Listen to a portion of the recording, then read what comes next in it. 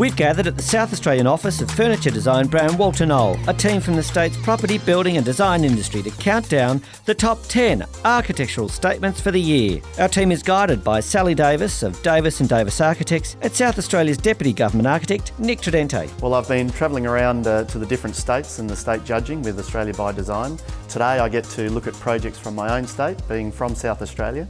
And what I'm looking at with the 10 projects in front of us is a lot of diversity. There's really interesting projects that I think will invoke some great conversations. The top 10 architectural statements of the year in South Australia show South Australia at its best. There's effectively 3 centuries of buildings we see here, designed from the 1800s right through to the 21st century. Sean Ryan from legal firm FBR Law was inspired by project number 10. Tusmore project's a very unique project. It had a lot of legal and planning challenges, which I understand as a solicitor. The architect had to balance those interests with the brief of the client. The architect did so in an exceptional manner. Heritage listed housing, heritage trees, all combined to overcome significant challenges. Putting aside the majestic garden and gorgeous timber finishes, you'd be forgiven for thinking this is a conventional suburban home. So let's see, what is it that elevates this home to an architectural award winner? Paul, this is a beautiful large home on a unique heritage site. Yes, we had the unique opportunity of the client coming to us and talking to us before they bought the site. What were some of the specific challenges in designing this home? The trees that peppered the site, many of which were listed, but also the creek, which is prone to seasonal flooding. What we needed to do was to elevate the house sufficiently so that it wasn't inundated at time of flood, but that it sat happily within the garden and sat amongst the trees that are around us.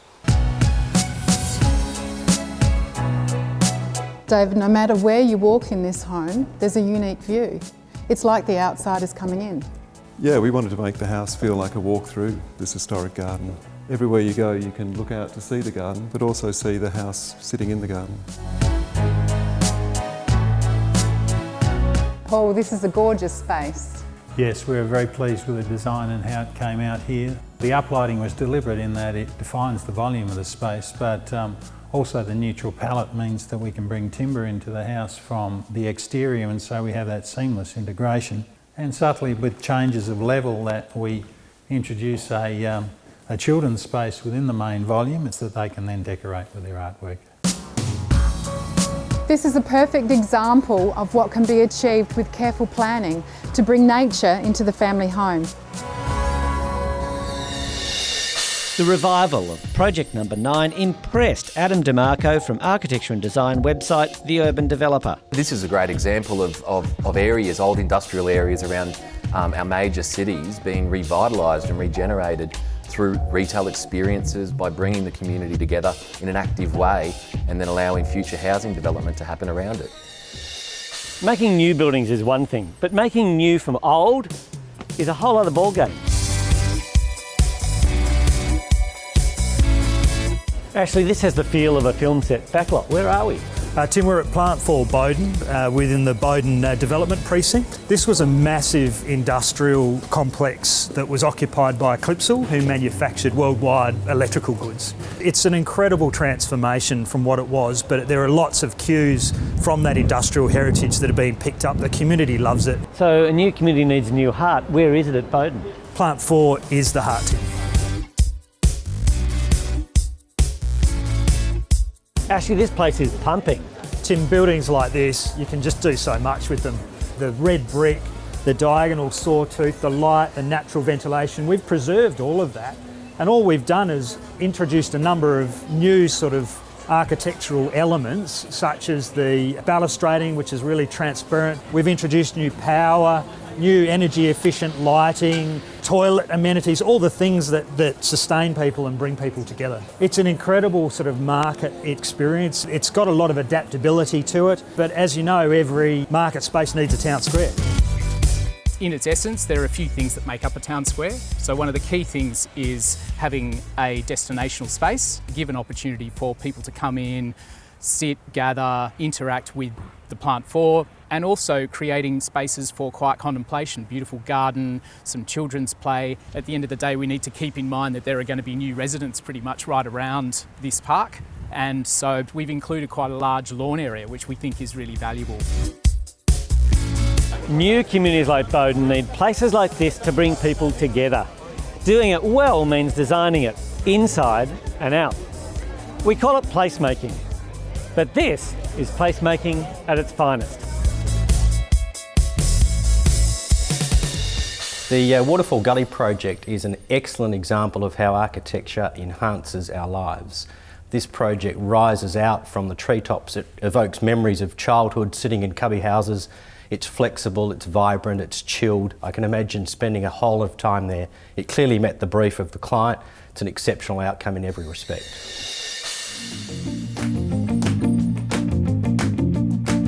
Much like this next project, I'm a product of the 70s, and all of us have our quirks, right? But only one of us has a new lease on life.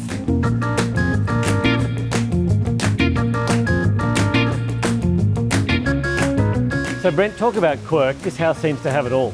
Yeah, well, as the story goes, we had a Polish builder in the 70s who left us with some quite quirky features of the house. Decided to put it over a creek, built the house out of square, and it's left us with quite a jigsaw puzzle. So some of it's new, some of it's old. How do I tell the difference? Well, we hope it's a little bit seamless, but basically everything that's out of square is the old part, and everything that's in square is the new part. We've got hills either side of the gully which are quite steep, which has made getting north sun and light into the house quite a challenge. And we've really had to crane the house up out of the gully to make the most of that for the family. So Tim, you still haven't seen the best part of the house. This is what we call our living art window. Wow, what a window and what a view. It's beautiful, it really is. And so I can see the sky, I can see the hills, and I can see that magnificent treescape out there. It must change every season. Yes, it does. In summer it's all green, and in spring it's full of pink flowers. But in autumn it's full of orange, and in the winter I can see the sun's in. Yes, it's beautiful.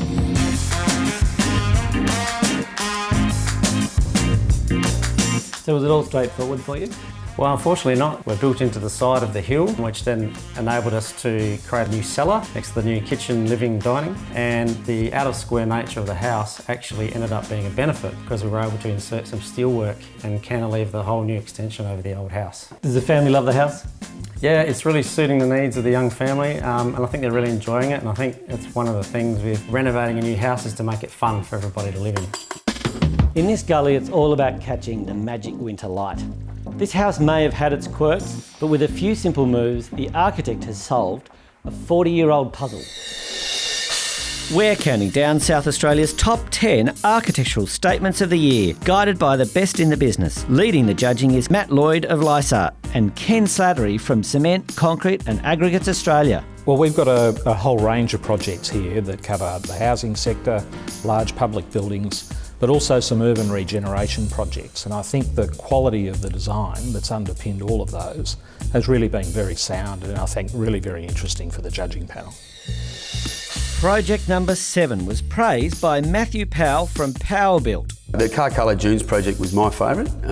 As a builder, I know the inherent difficulties in building in sand, and the external cladding's going to weather really well over time. The delineation between the work environment and the living environment connected with that walkway works really well, and it's a great project. Nestled between the hills and the sea, we are looking at an exceptional home built on the sand dunes on the edge of McLaren Vale wine region.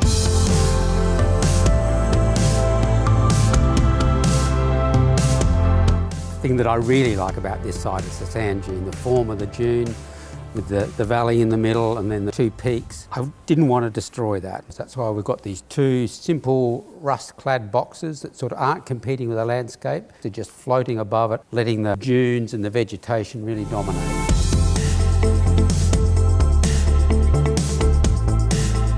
We wanted to make the most of the environment. We've got beautiful winter sun now, streaming right across this room, so with the double glazing on the 3 sides, very little artificial warming needed. In summer, we've got the terraces on the east side and the west side so that they can open up the house, move out to these areas, Wherever the wind's blowing, you can be on the other side, or if you want the cooling breeze, you can be there. So there's so many options from where you can be. And then we go across the bridge. Barry and Robin each have their own studios, so they're walking across this bridge to work. What a fantastic way to go to work with these spectacular views. So tell me, Barry, what do you like about your house? Well, what's not to like? I like the fact that it's working really well environmentally, and also the fact that we're revegetating these sandhills. When you get up in the morning and you're surrounded by the sky, the earth, the sea, the bush, what could you want?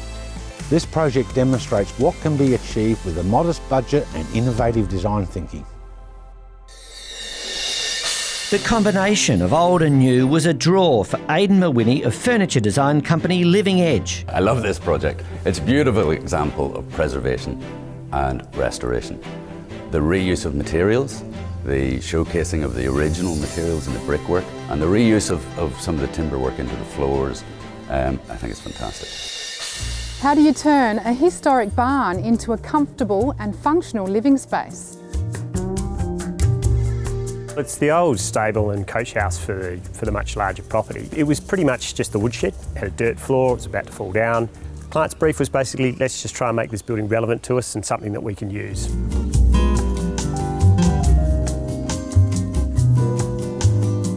I mean, our first aim here was really to stabilise the building. So there's a big steel frame that sits within this structure. It helps support the new roof. Most importantly, it stops this old wall, which was leaning in 1/2 metre, from falling in on us. We've also then salvaged other materials. There's the brickwork behind me that we've completely rebuilt, and used some of the old timbers in the floors and the ceilings. We've tried to touch as much as necessary and as little as possible, because the main aim of this project is to retain the whole feel of it as a barn.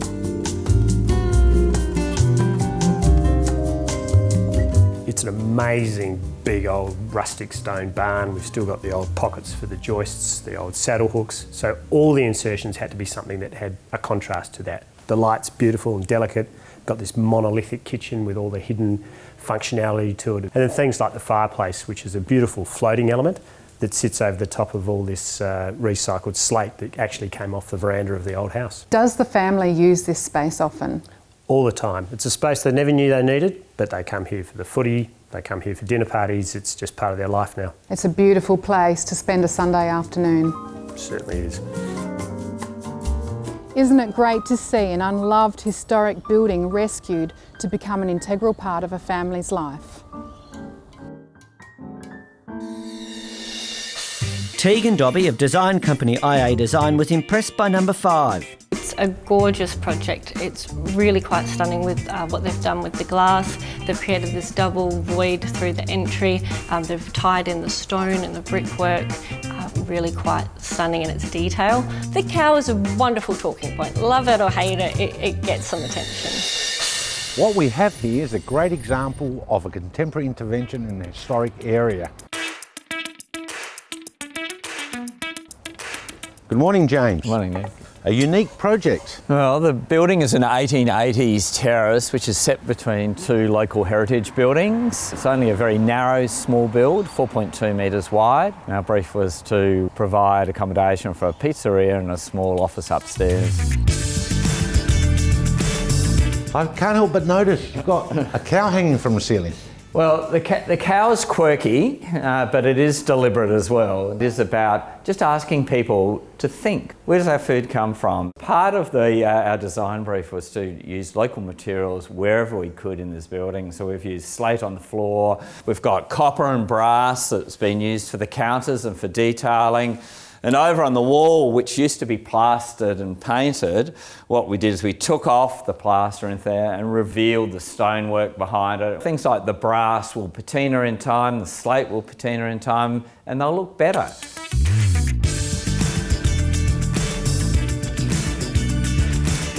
Well, Nick, this is a small studio space we have upstairs. The timber is a local South Australian timber called Messmate. When the supplier sent us the timber, he sent us some of these boards here which were plain. We sent them back. We said, no, we want the timbers that have got a lot of expression in them and a lot of character in them. We've used the same materials that we've used downstairs and we've brought them upstairs. So this is brass. It's a crafted piece, it's not off the shelf. Again, it patinas and changes in time. So you see the character of how the bench is being used. This is a small courtyard, which is part of the overall planning of the building. What it does is it extends the inside to the outside. It gives quite a nice flow through the whole length of the building.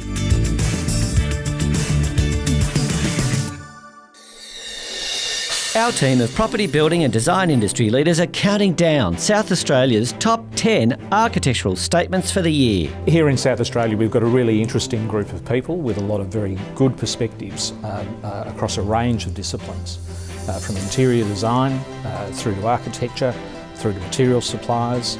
I think this is a really good group of people to consider the best of the best in South Australia.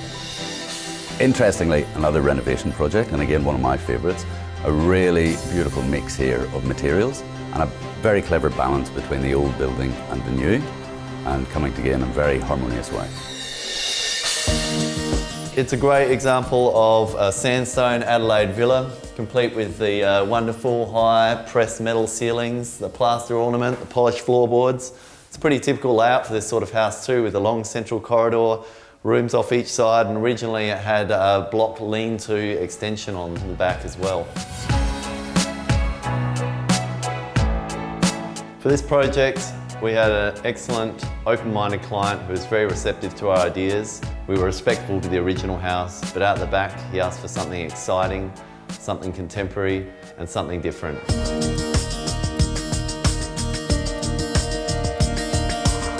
Wow, this is totally unexpected.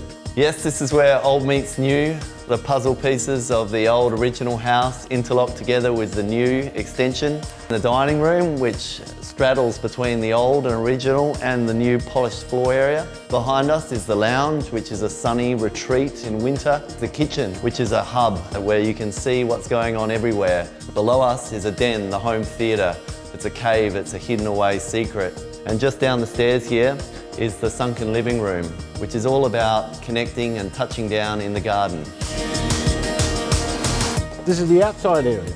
Yeah, we took a different approach to the usual extension to the back of a residence. We've really tried to maximise the space we've got and really bring the outdoor activities hard up towards the existing house and wrap the new work around that area. The Vale's there for solar control to help protect the living room from the harsh summer sun. But the Vale also comes up into this point which focuses the view to a neighbouring park and the treetops.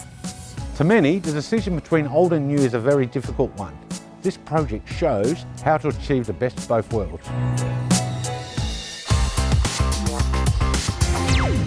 Odgie's a really successful project. Adelaide hasn't seen anything like this before. It's actually taken more of the Tuscany Italian type of vibe and put it into a really commercial building without it feeling that way. I know the amount of effort they've had to transform it, and it looks effortless. The architects were presented with a difficult space, a narrow frontage and a deep floor plan. Let's see how they've helped create a restaurant that's been voted one of the best in the world. Dave, wow, this is quite a long, narrow space, but it seems as though you've tried to accentuate that. Yeah, Odgie's our modern interpretation of all things Italian, so we've really tried to reference those little delicatessens in Italy with its black and white checkered floor, the signage references, the arches. And I love this coffered ceiling. Yeah, the coffered ceiling with the centralised bars, really to try and draw your eye to the rear of the space, to that main dining room.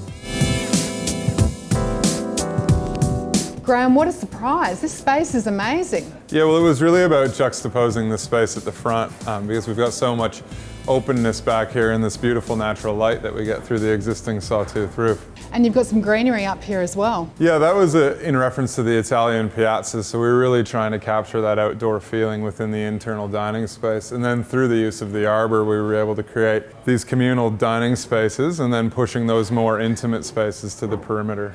I love that the diner can see the kitchen in action. Yeah, well, that's part of the brief from the client group, was to put the kitchen on display. So what we've done here is tried to reference the shop fronts of Italy through the use of the butcher shop and the pasta making area. And you've used quite a muted colour palette? Yeah, the material palette's quite strict. We've used galvanised steel, white set plaster, some American oak to add some warmth to the space, which really supports that lunchtime dining experience through a light and bright interior.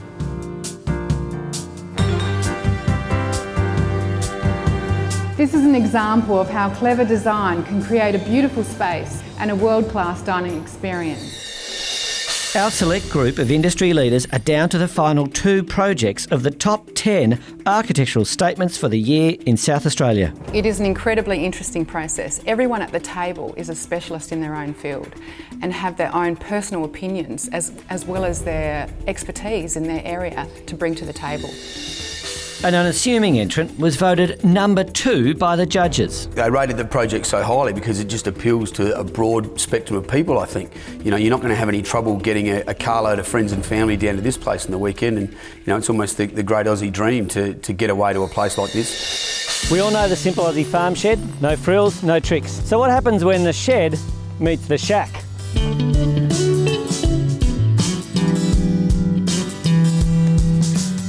Martin, there you are. I found you in your silver shed. Yeah, thanks Tim. It is a shed. You would have passed a few of these on your way in. There's plenty of these galvanised shearing sheds in this area, as there is across Australia. They're so famous, the Australian shed. In South Australia, they call their holiday homes a shack. It's a place to come and relax and live casually. So when I'm here, am I inside or out, Martin? I can't quite work it out. Well, Tim, when you're here, you can either be inside or outside. I mean, it's designed in a way that can be opened or closed. It can be a veranda or it can be a sunroom when the sun comes streaming in. I mean, the idea was to get a very intimate connection with the bush, but also maintain those views to the ocean. But we also seem to be between, so what's either side of us? Well, on one side we've got a self-contained one-bedroom home for the owners, and then when they have their family and friends come and stay, we've got a bunk room upstairs and a bedroom here downstairs and a bathroom for guests. First thing I noticed is how warm and bright it is in here. And would you believe they're totally off the grid? They produce their own power via photovoltaics on the shed, and the whole house is run by efficient lighting and appliances. The owners had made the decision that they wanted to live sustainably, so we designed the house to run totally without the use of external power sources. And I can see that you've done that with large windows to the north, so you're able to suck that sun in and That's presumably right. The warmth with it. Yeah, in the winter when the sun does shine, it helps to warm this space. And because we wanted to capture the views, the glazing had to be very efficient, and so we've used very efficient double glazed units to prevent heat loss out of the home.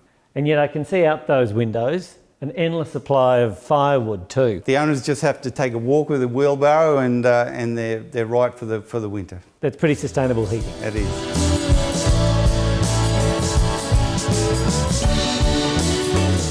At its most simple, architecture can affect our emotions. It can excite us, or it can take us off grid and restore us.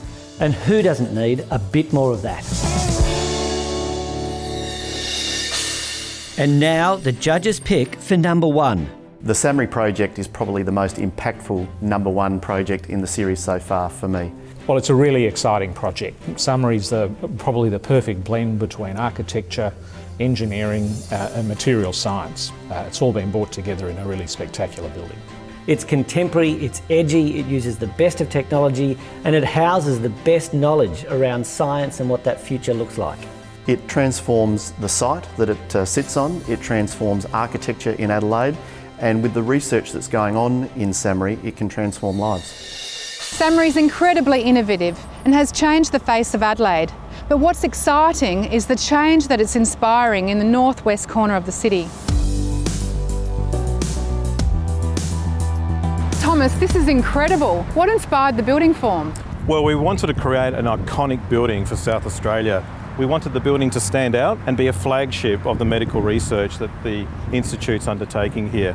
The facade is quite intentional in terms of the way that it looks. We wanted to wrap the entire building in one form, and we also wanted to triangulate the building as well, because that allowed us to deal with all these complex geometries that you can see here.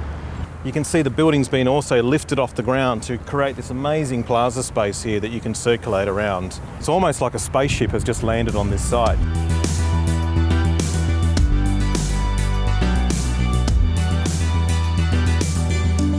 What we had to create was a building in which we could do a whole lot of different sorts of research. There's 650 people in the building, and they all have to have access to the equipment they need access to other people, and that's why it's so open, and the design really facilitates that. It really is a fabulous environment on the inside and a really iconic building on the outside.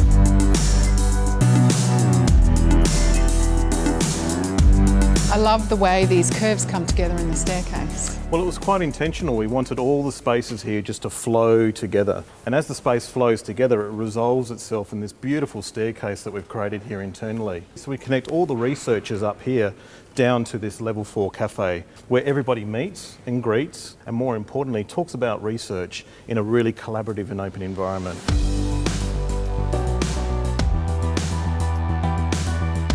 What's beautiful about this story is that SAMRI heralds change for Adelaide and for the future health of South Australians.